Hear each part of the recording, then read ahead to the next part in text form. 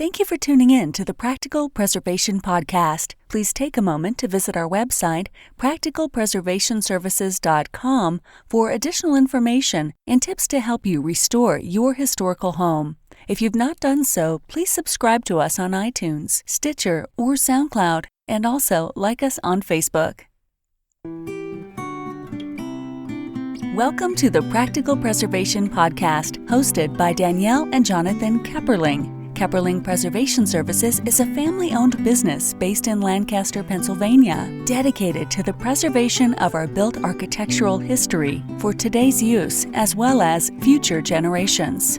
Our weekly podcast provides you with expert advice specific to the unique needs of renovating a historic home, educating by sharing our From the Trenches preservation knowledge and our guests' expertise, balancing modern needs while maintaining the historical significance, character, and beauty of your period home.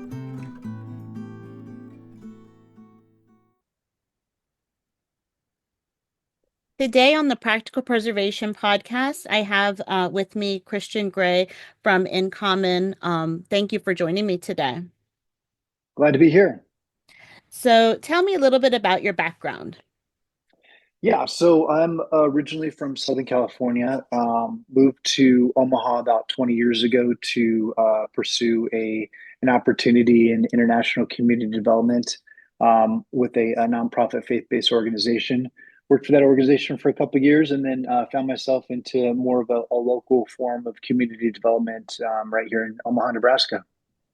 Very good. Yeah, it's been a little bit since I've been in Omaha, but my mom was born in Omaha, and then her family moved to Denver when she was in elementary school. But Oh, no kidding. all of her family was there. Oh, yeah, that's great. Yeah. So what? And maybe that wasn't your primary focus, but what drew you into, preserving buildings as part of your work? Yeah, it goes back to our mission at inCOMMON, and I'm glad to share more about that. But our tagline is transforming neighborhoods through neighbors, and so it's really about neighbors leading the way for neighborhood transformation and community development. And we were finding that over the years, our neighbors were struggling to pay rent and were being evicted and sort of displaced from the neighborhood. So we actually got into affordable housing simply to preserve affordable spaces for our neighbors that we are working with and befriending. Yeah. And that is and I know that you're like on the front lines of that, but that is such a huge issue all across the country, affordable housing. Absolutely. Yeah. So tell me about, and you can, share more of your mission but tell me about inCOMMON, community development. Yeah, well, kind of where we're starting describing inCOMMON is this idea of where we grow up matters. That's really important really important key to what we do and how we describe what we do. We know that kids who grow up in low income, under resourced neighborhoods oftentimes lack the basic building blocks they need to succeed. Not only during their childhood years, but later in life, things such as, as we're talking about quality, affordable housing, safe streets and play spaces, high performing schools, access to healthy foods, and all these things commingle together to really prevent kids from realizing their full potential. So our mission in inCOMMON is to alleviate poverty at a root level by uniting and strengthening vulnerable neighborhoods. And we do this in I think, a pretty unique way where it's not really us that's doing the neighborhood development. We build the capacity of local leaders to make the neighborhood change. And I think that kind of leads me into my next question, because I saw under the types of development that you do, one of them was leadership. So is that when you're developing the neighborhood leaders? Yeah, absolutely. Yeah, we could categorize our work kind of in two main streams. One's individual development and the other's neighborhood development. So the individual development really is about uh, largely about economic self-sufficiency. So making sure that our neighbors have everything they need to provide for themselves and for their families, adult education classes, workforce development classes, citizenship, et cetera. And then neighborhood developments when we get into more of a leadership bent, ensuring that our neighbors have the leadership toolkit they need to create change in the neighborhood around them. Because really the idea is not that just individual lives would improve, but neighbors would work together to create a type of environment where future generations have a better opportunity than they did. Yeah, and that's very important. And you mentioned before about high quality affordable housing, which I think is also very important because it can't just be, inexpensive and not quality. So tell me about the adaptive reuse that you've done for up these different apartment buildings.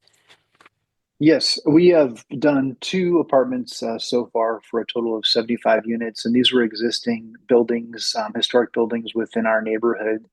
So it was kind of a double whammy in terms of the benefit. We were able to preserve some aging and potentially housing that would be eliminated completely, kept that in the neighborhood, and then also was not only just able to sort of transform those buildings, but to make them affordable assets as well.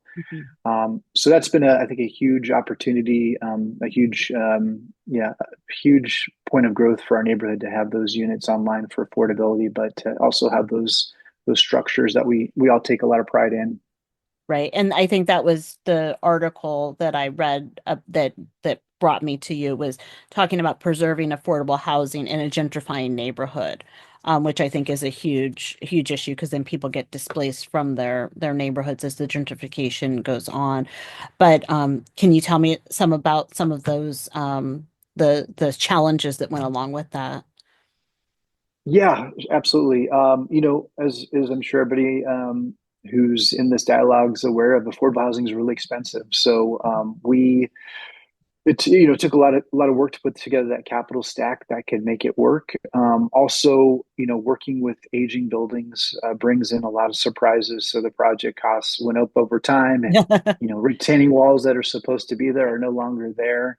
Um, so yeah, it's always a can of worms, as they say. But you budget those things in both in terms of your financial expectations and your sort of optimistic expectations for the overall project, and you get through the finish line. But we're really excited to have those things up and running. Very good, thank you. So tell me about some of the impact stories. There were two neighborhoods, I think, that were mentioned on your website, Park Avenue and Walnut Hill. Can you tell me about those and some of the outcomes that you've seen? Yes, so you're right. We're in two neighborhoods in Omaha, urban Omaha area, Park Avenue, Walnut Hill. A couple of the outcomes have been, and they all start really, they originate within a neighborhood planning process that we do alongside neighbors. So, as opposed to just kind of doing random acts of good in the neighborhood, we really organize together to come up with a long-term vision for the community that's neighbor directed. And so some of those things have been the installation of play spaces, soccer fields, particularly in Park Avenue. We had a group of youth really lead the way into the installation of two soccer fields, one of which was a hard surface mini court or futsal court that's been a really great asset to the neighborhood. Also, public art has been huge, just in terms of really beautifying the neighborhood and making it feel like a safe and engaging space. And then we've had some good opportunities to transform vacant lots into playgrounds in both neighborhoods. So taking some existing lots that previously had housing at one point and repurposing that for play spaces. Both of our neighborhoods are pretty have a pretty high population density, so there's not a lot of backyard play spaces. So this has really been a great opportunity to create more of a public play area. And then again, another outcome I think that's been really important to our work is the first two affordable housing projects we worked on was through a local development developer. So we were the owner partner in the exchange, and then we contracted with a local developer. We've since started a new affordable housing development entity called inCOMMON Housing Development. So we're engaging in our own project currently, which is a new construction project of 122 units with also some commercial space as well. So that's, I think, continues to be a major impact in the neighborhoods that we're working in. Yes, yes, very, very much. And I think too that it takes like it doesn't seem like it would be a lot to have play space, but in a neighborhood that doesn't have that, that's so important for, a sense of even community for, the the kids and the parents to get together and meet each other and get to know each other. I think that's really important. I just last week I was somebody on Facebook, community planner was posted about trick-or-treating being a community building activity. And I hadn't thought about it that way before, but we sit out on our front porch and talk to all of our neighbors while we hand out candy. So like it Hmm. really is, it's a time to get to know people rather than just, we tend to, work and come home and be in our house. And so yeah, those things are very important for building community. Absolutely. Yeah. Are there let me see.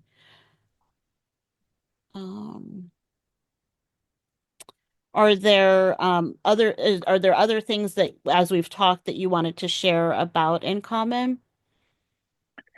I could talk about a little bit more about our larger housing development Yeah. strategy. So, in the formation of inCOMMON housing development, just to continue to sort of push forward affordable and attainable housing in our community, we're really, I believe, the first nonprofit multifamily developer in our area. So we're learning as we go with that. It's obviously a lot to take on, but we have a really great team to do that. In addition to the multifamily renovation, new construction, we also are focusing on what's sometimes known as the acronym of NOAH, naturally occurring affordable housing.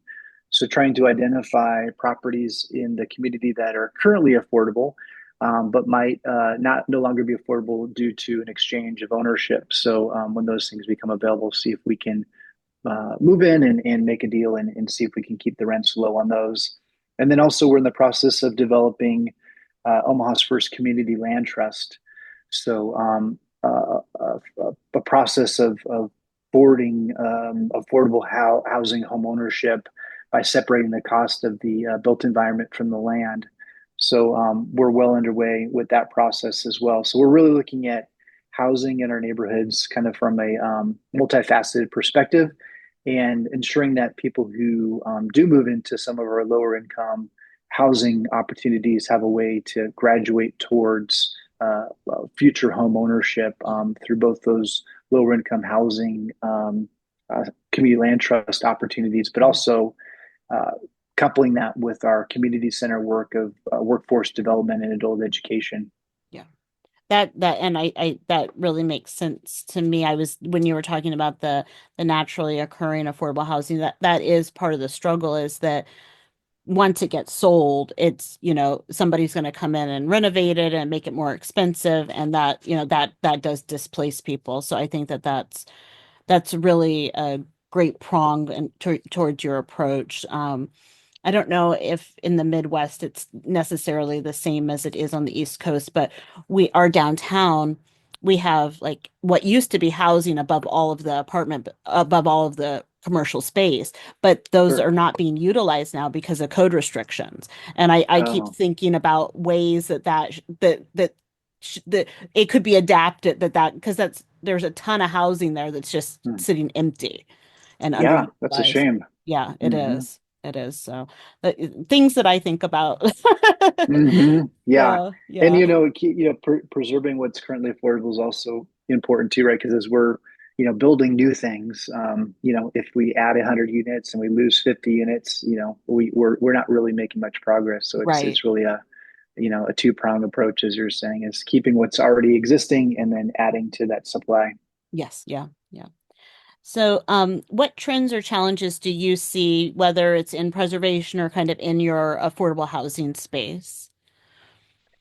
Yeah, we're still in post-COVID construction costs and interest rates, and it's just really, really challenging to do housing projects right now. So, uh, you know, philanthropic support I think is really key to making Mhm. these projects work. Hopefully, we'll also continue to see uh, some of those higher costs continue to be brought down, but it doesn't seem like anytime soon, really. It just seems like we're going to be existing within this longer term gap that we need to bring into our capital stacks to make these projects work. Um, also, the historical housing tax credits are it's a really great program as That's, I was well. going to ask, when you talked about the capital stack just now, I was going to ask you if you use those for your project. So you did. Yeah, we did with the two building project we did. Mhm. We were able to use them for one of the buildings, but not for the second. So both of them are historical Mhm. landmarks. But one of them had been so thoroughly vandalized and picked through that there was really little left for us to be able to sort of bring back. It Right. would have cost Yeah. more to actually use the historic tax credits than what we would have received. So I think that can sometimes be a challenge, is Mhm. wanting to leverage some of those resources to make things as historic as possible, but within reason, because Right. some of these buildings have lost so much Mhm. of their design over the years, and we hate to see it all lost. Right. Right. And so even though you weren't able to utilize those, you still saved, the exterior of the building, which is important, at least to the community, to the streetscape. That's exactly right. Yeah. Yeah, that particular project, we weren't able to maximize kind of the interior historic Mhm. renovations, but at least to the eye from the outside, it's as close as possible to really what it originally was. Yeah. Yeah. That, I think that's important for community. So how could someone support in common, or is there something that you would like to promote? Yeah, we're a nonprofit that's largely funded by individual contributions. So I think we're kind of unique in that housing development spaces. We Mhm. still rely, pretty highly on individuals like you and I writing that year-end check. So in year-end fundraising appeals, we'd love it if people would consider us. Okay. Also, if you happen to be in the Omaha area and are interested in community development, particularly asset-based community development, or really leveraging the existing strengths of neighborhoods, we'd love to talk to you and get you involved in a volunteer capacity, or something of the like. Okay, very good. And then how can our listeners contact you? Yep, my email is Christian, Christian, at incommoncd.org. And CD as in community development. So Christian at incommoncd.org. Also on our website, incommoncd.org, we have the listing of all of our social media. That's also a great way to be engaged with us as well. But we're always interested in conversations and in contact. So that's the best way to get a hold of us. Okay, very good. And I will make sure we have links to your website and your social media on our website where the podcast lives. So if Okay, somebody's listening and they didn't get a chance to write it down, if they go to our site, they'll be able to find that for and connect with you. great. Okay, thanks so much for speaking with me today. I'm very excited about the work you're doing. Well, thanks, Danielle. Thanks for your time. It was great speaking with you as well. And I look forward to hearing the podcast when it comes out. Very good. Thank you. All right. Thanks for listening to the Practical Preservation Podcast. The resources discussed during this episode are on our website at practicalpreservationservices.com/podcast. If you received value from this episode and know someone else that will get value from it as well, please share it with them. Join us next week for another episode of the Practical Preservation Podcast. For more information on restoring your historic home, visit practicalpreservationservices.com.